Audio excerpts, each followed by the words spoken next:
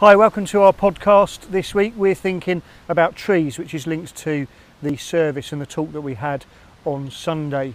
I'm here under a fantastic tree. I couldn't tell you what it is. It's got a brown bit at the bottom and it's got green stuff that come off the small brown bits. That's about as technical as I can get. That isn't the kind of thing that frustrated Hildegard von Bingen. She was a saint from about 1,000 years ago in Germany.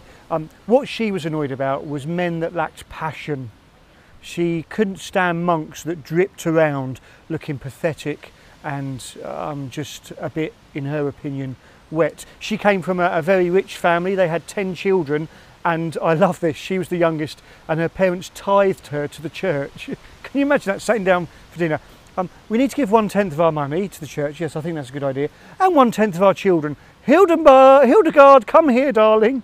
But she loved being in that environment and being close to God. And passion with God was so important for her. She's known as the green saint because her passion was linked to the world around her as well, and said that we could experience God's presence in so many different places.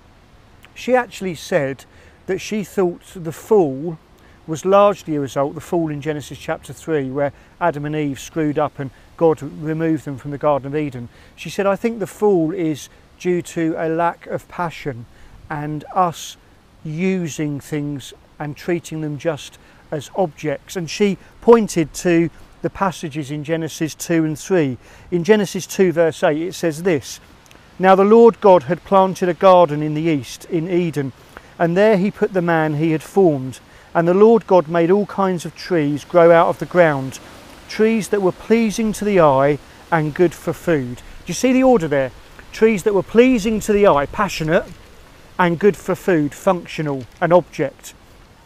In the next chapter, when Eve has been created and the serpent is chatting with her, he says, eat from the tree of the knowledge of good and evil. God won't kill you, don't worry about it. And in verse 6 of chapter 3 it says, when the woman saw that the fruit of the tree was good for food and pleasing to the eye, and also desirable for gaining wisdom, she took some and ate it. Do you notice the order there?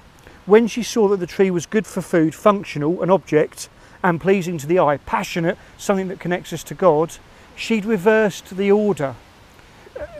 Hildegard von Bingen says the order for us is passion, experience with God, and that leads to objects that have a functional use. Why are you laughing? We are in the beauty of this moment, and a dog has just done its business, and now Dan and I, at a social safe distance, are smelling what that dog has done. God's intention, says Hildegard von Bingen, is that we see things as passionate, as things that are beautiful first. That's about relationship, isn't it?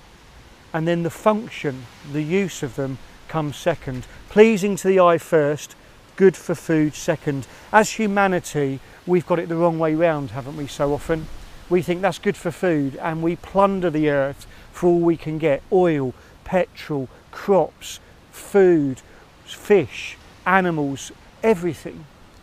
And then we wonder why it's not so pleasing to the eye. Have we become so used to using things in a functional way as objects that are ours to own that we cease to see the beauty of them?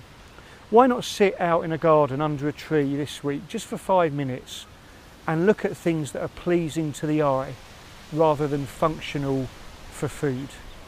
Stay safe and take care.